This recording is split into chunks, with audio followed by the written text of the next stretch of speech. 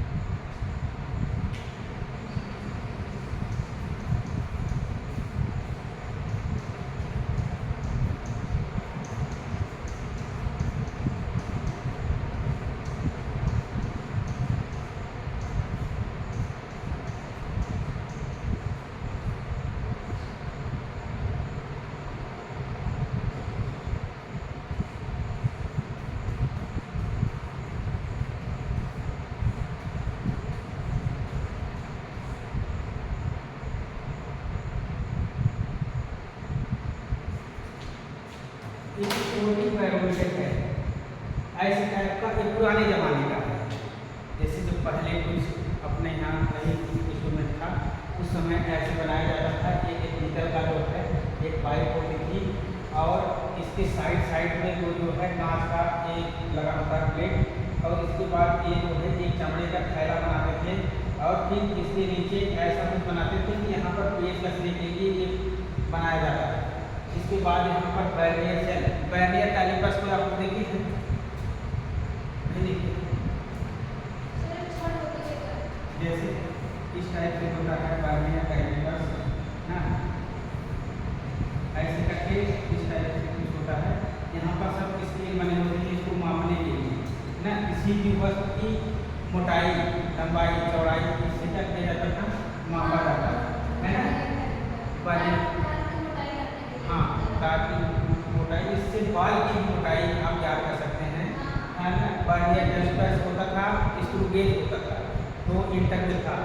तो एक यहाँ पर बैरियर सेल लगा हुआ है, यहाँ पर पूरा मापा दिया कर बनाया गया था। अब इसके थ्रू क्या करते थे? वायु दाब को माप लेते थे। यही है वोल्टेज दाब बैरोमीटर।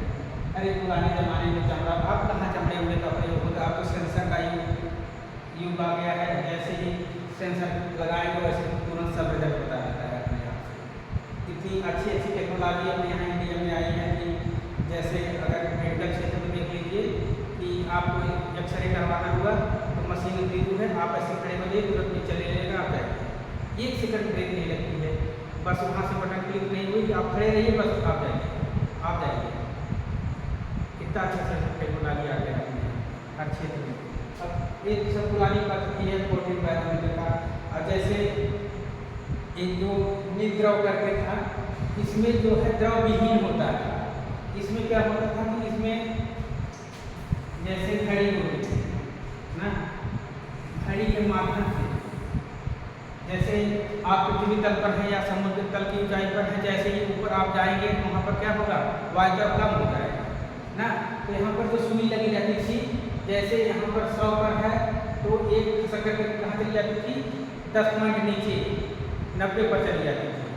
जैसे जैसे ऊपर जाएंगे वैसे वायु दाब क्या होता जाएगा, कम हो जाएगा ना। तो यही सब है इसमें इस चैप्टर में, यही वैज्ञानिक यंत्र के बारे में पूछा है, तो इसको लिख लीजिए 2 लाइन आपको।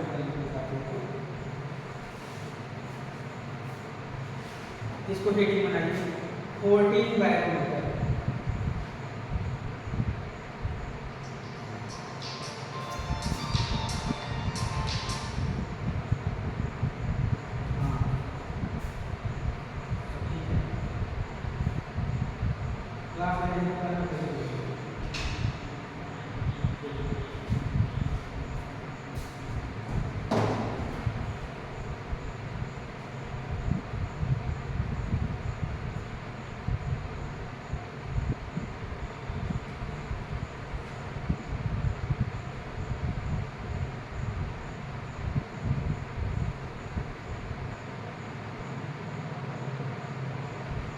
यह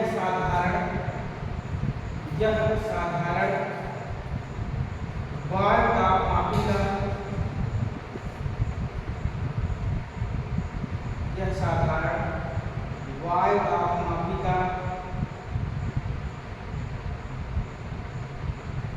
यंत्र है।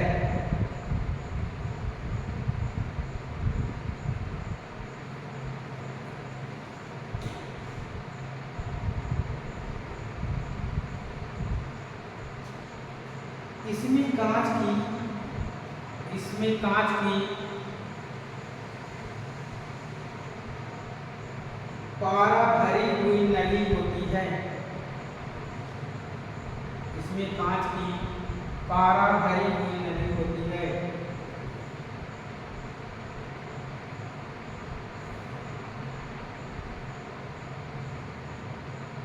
जिसके चिपके तल को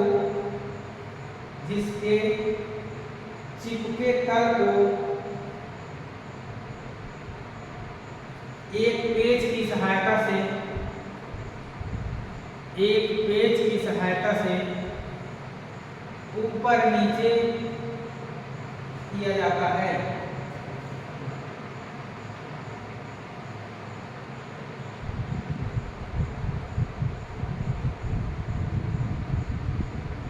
नली के साथ बैरियर पैमाना लगा होता है। नली के साथ बैरियर पैमाना लगा होता है।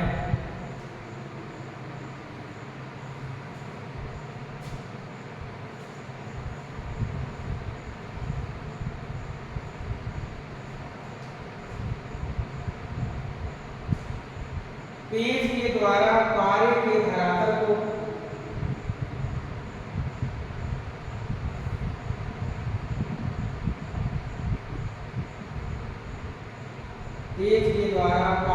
धरातल को इस प्रकार ऊंचा नीचा करते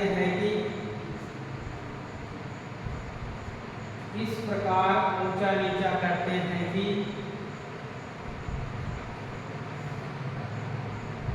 पारा पैमाने के शून्य की सीध में आ जाए। पारा पैमाने के शून्य के सीध में आ जाए।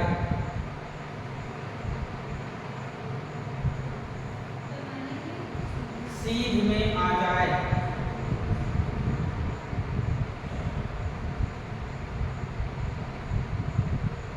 तब y दाब का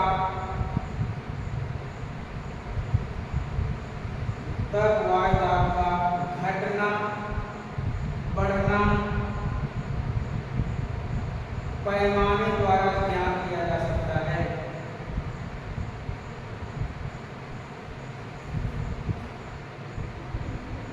तब y दाब का घटना बढ़ना पैमाने द्वारा ज्ञात किया जा सकता है।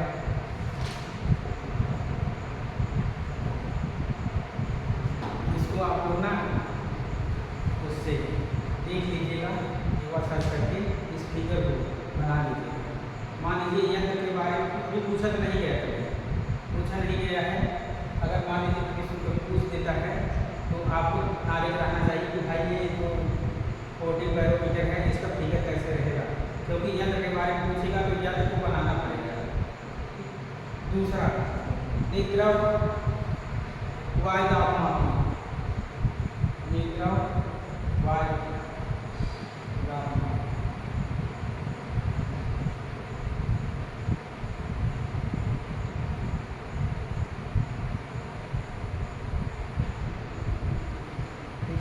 यह घड़ी नुमा यंत्र है, यह घड़ी नुमा यंत्र है जो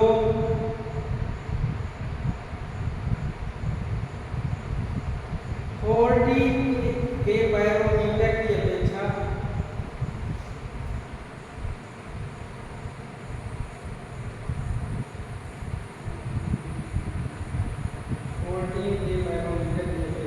अधिक सुगमता से लाया जा सकता है।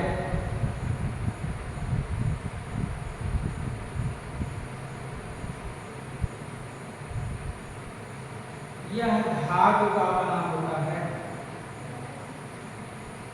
यह धातु का बना होता है।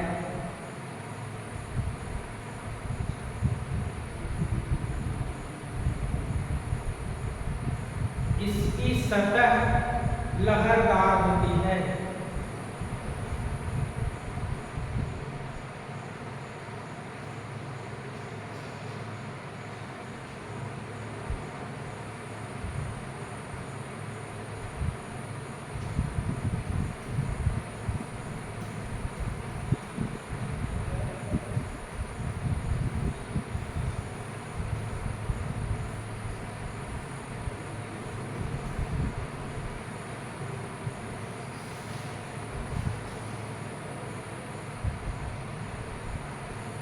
एक जो उत्प्लावन बल पढ़े होंगे आप लोग ना, भूल गए। उत्प्लावन बल फिजिक्स में था, जैसे किसी वस्तु को, कोई द्रव है, इसमें पूरा क्या बना हुआ द्रव बना हुआ है। अब इसमें हम किसी गेंद को डुबाना चाहें तो डूबेगा, क्यों? क्योंकि इस पर उत्प्लावन बल लगेगा।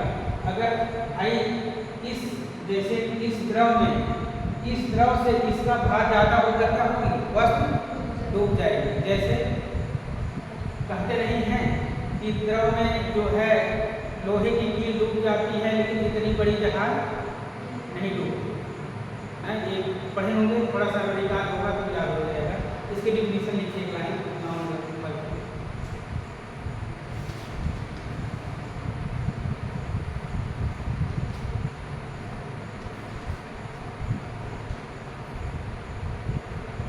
किसी वस्तु को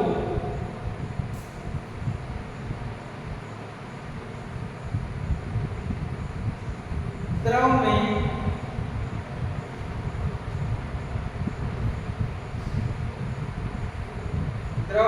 आंशिक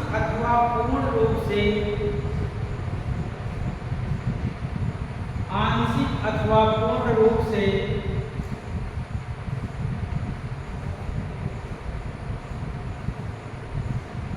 डुबोने पर या डुबाने पर, जैसे जैसे सेंटेंस बनता है उसे लिखने के लिए, डुबाने पर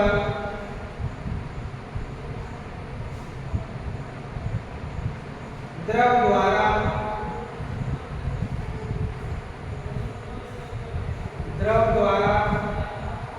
वस्तु पर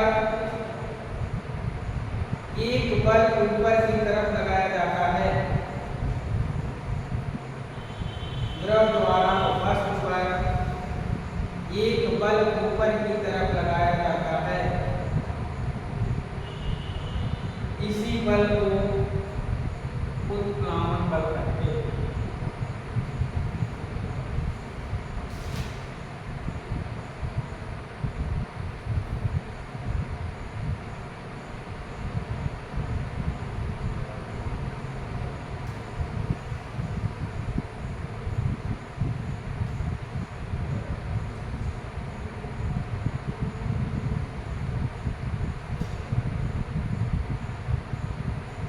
इसमें एक नंबर का सवाल है, देखिए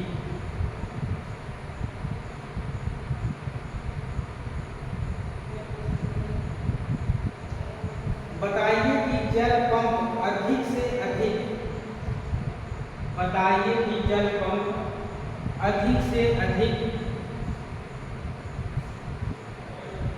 कितनी गहराई से जल निकाल सकता है।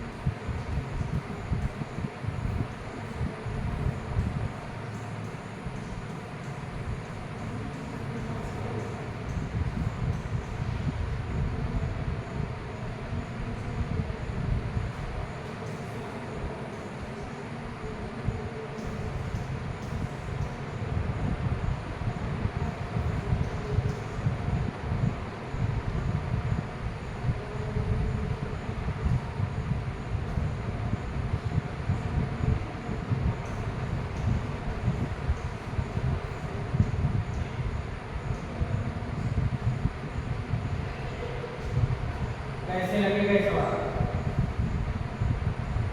यहाँ पर वायुमंडलीय दाब बराबर किया है 76 सेंटीमीटर और पानी का घनत्व यहाँ पर कितना पता है 13.6 × 10⁻³ किलोमीटर प्रति किलो क्यूब, तो क्यूब बोलेंगे ना, क्यूब है। तो वायुमंडलीय दाब का सूत्र होता है P बराबर H1 P1G और H2 P2G करके। सवाल है आपकी किताब में पूछा भी गया है, बुक लीजिए तो आपको भी थोड़ा सा पढ़े रहेंगे ना, तब फिर उसमें क्या है कि तब समझ में भी आएगा कि कहाँ से पढ़ा रहे हैं, क्या हमको पढ़ना है। ये सेट ले लीजिए, आपको एक कोई एक ले लीजिए, काम करता रहेगा, है कि नहीं? ये ऑनलाइन क्लासेस है नहीं? यहाँ पारे के लिए पूछ रहा है, यहाँ पर सूत्र के लिए पारे का घनत्व पूछ रहा है ना।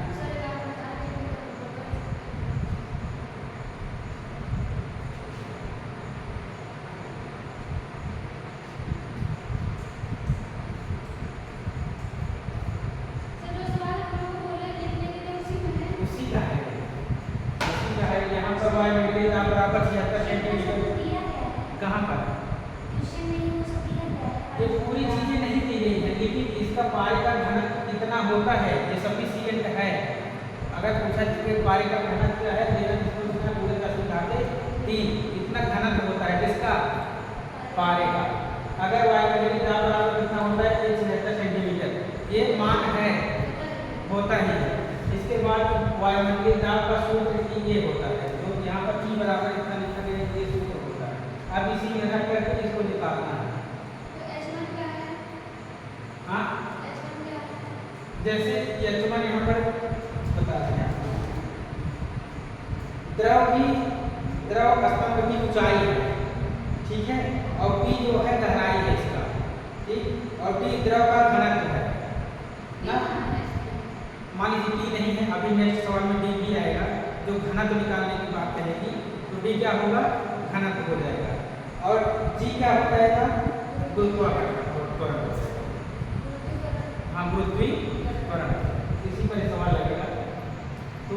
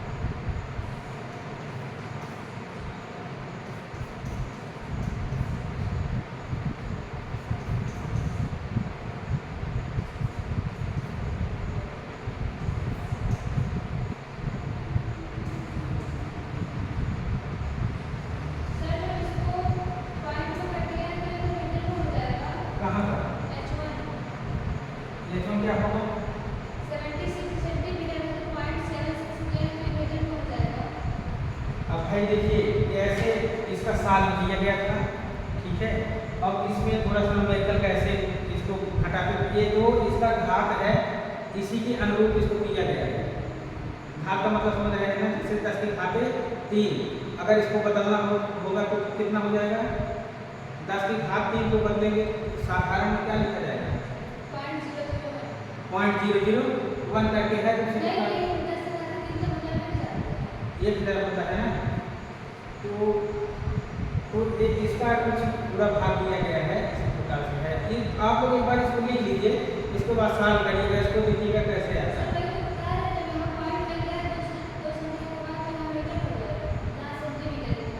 तो मीटर हो जाएगा, हाँ, तो यहाँ पर मीटर हो जाएगा।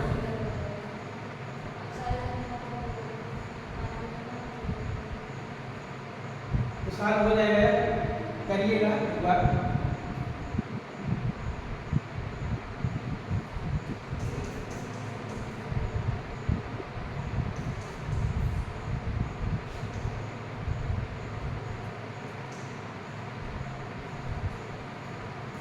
इसका जो है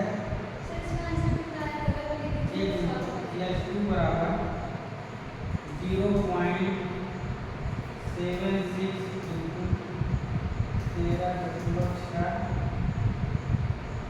इसको क्या करना है 10.3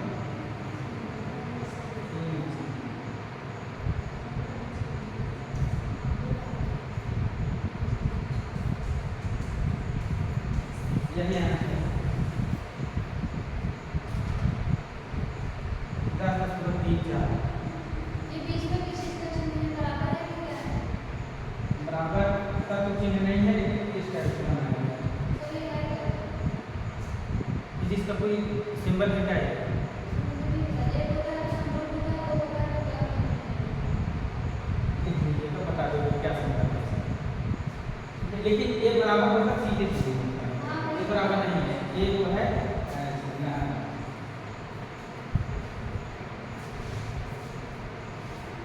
एक बार लगाइए इस सूत्र को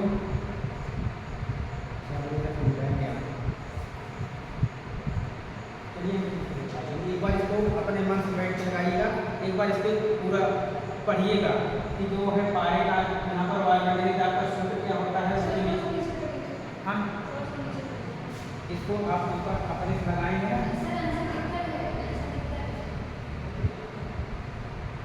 बस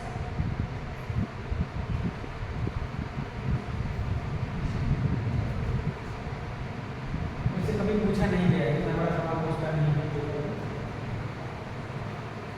चलिए अच्छा आप नहीं गया लेकिन दिख गया तो समझ में आया बिल्कुल समझिए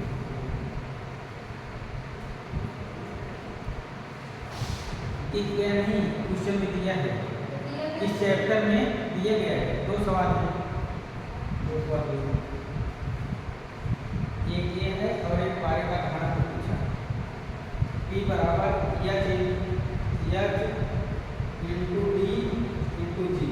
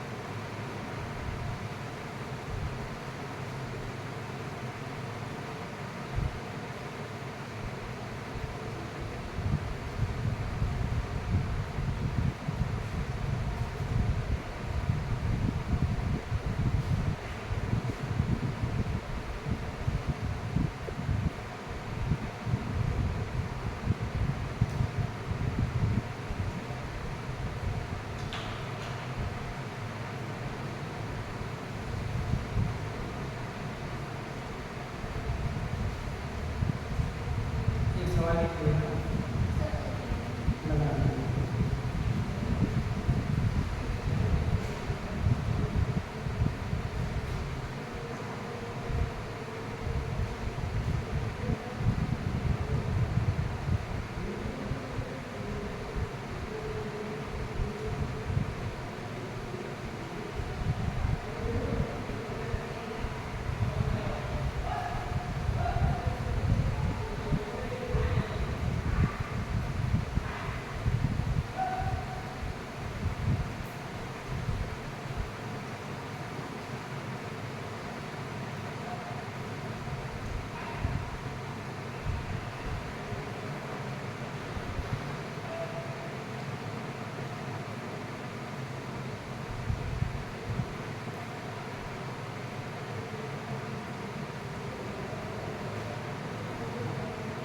मल्टीप्लाई करने के बाद इतना आंसर आ रहा है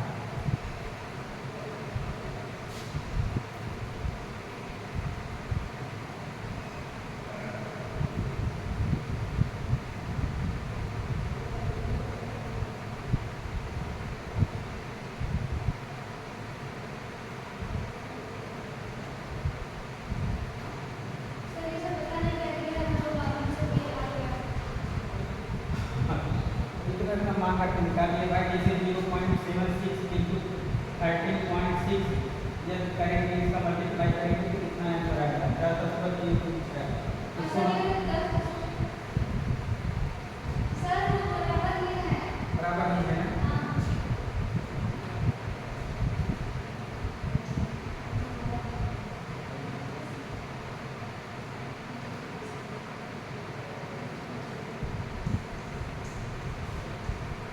ये जो 6 है, ये 6 से बढ़ के यहाँ 3 की जगह 4 हो गया। ये इसका निर्माण बढ़ता है।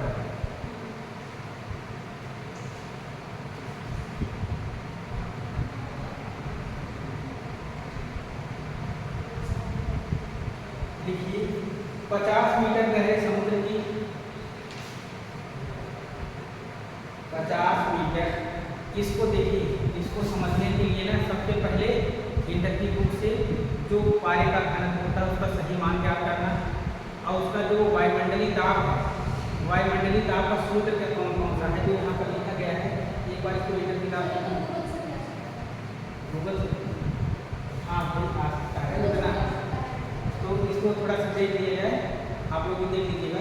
तो जहाँ मान रखेगा तो अभी आप लोग मैच लगाया है तो मैं थोड़ा सा जो हम लोग आए उसको देखिए। 50 मीटर गहरे समुद्र की तली पर दबाव क्या, दाब क्या होगा, यही प्रश्न है। दाब क्या होगा, दबाव नहीं। 50 मीटर गहरे समुद्र की तली पर दाब क्या होगा।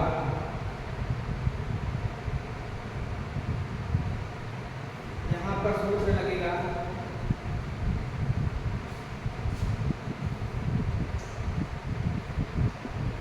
T बराबर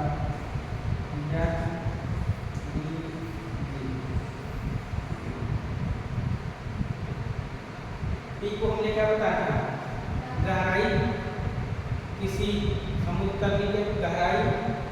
इसके बाद यह क्या बताया था, द्रव स्तंभ की ऊंचाई या मोटाई।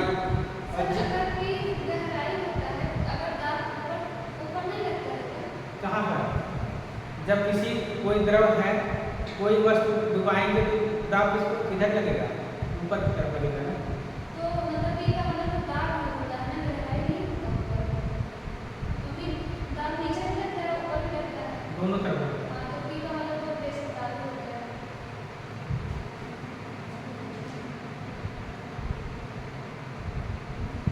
ऊंचाई या गहराई दोनों, हाँ, तो ऊंचाई या गहराई दोनों में दाब होता है।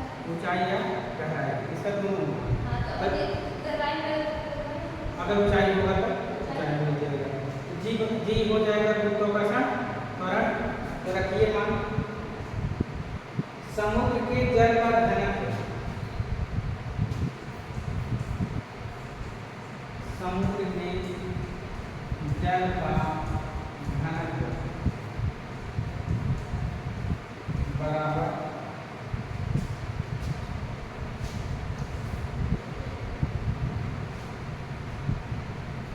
1.01 पूरे 10 की घात 3, 1.01 पूरे 10 की घात 3 किलोमीटर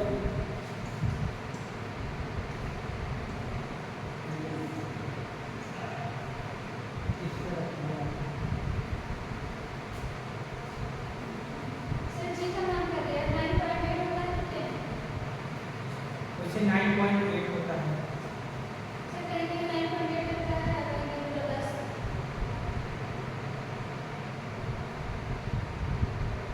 कितना लगता है?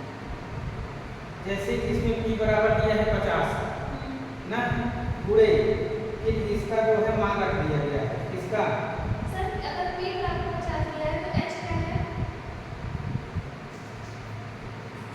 यह फिर वही गहराई, ये समुद्र के जल का घनत्व है, जो ये मान दिया गया है 1.01 पूरे। तो घनत्व तो डी होता है। घनत्व d, हम गलत लिख दिए हैं क्या,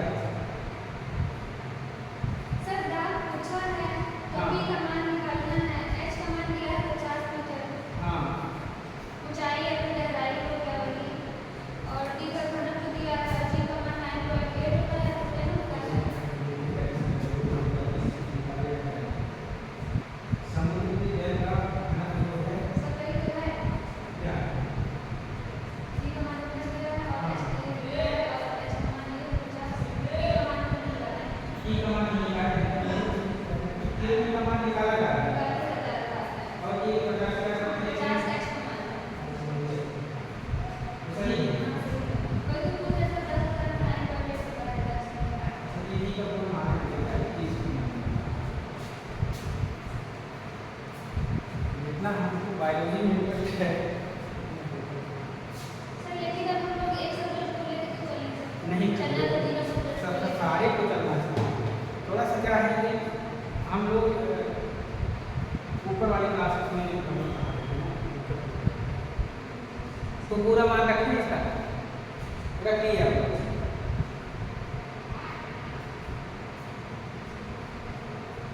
नेक्स्ट भी पूरा लिख लीजिए क्योंकि हम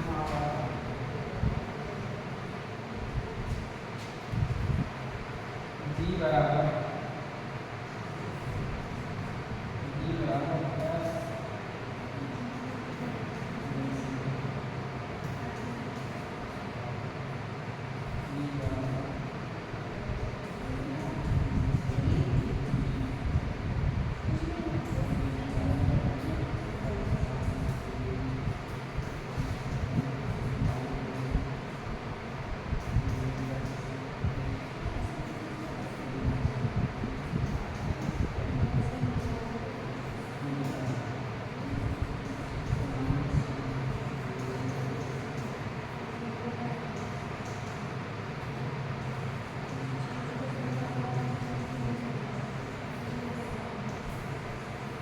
यही आंसर ना।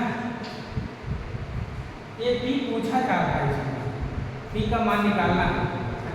तो सर इसमें तो ये भी दे रहा है जब दाब पूछ रहा है तो दाब का मतलब भी है पी का मान निकालना है। क्लियर है?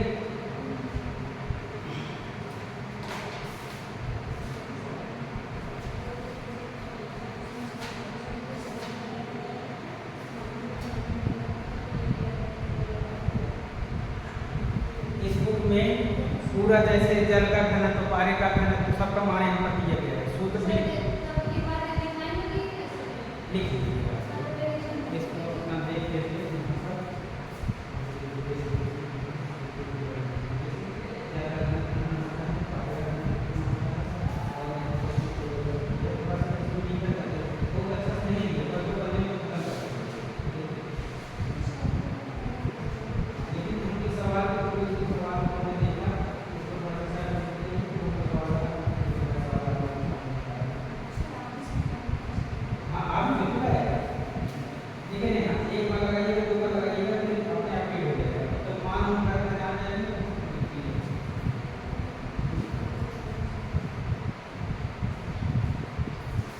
यही दो न्यूमेरिकल दिया है इसमें, दो न्यूमेरिकल आप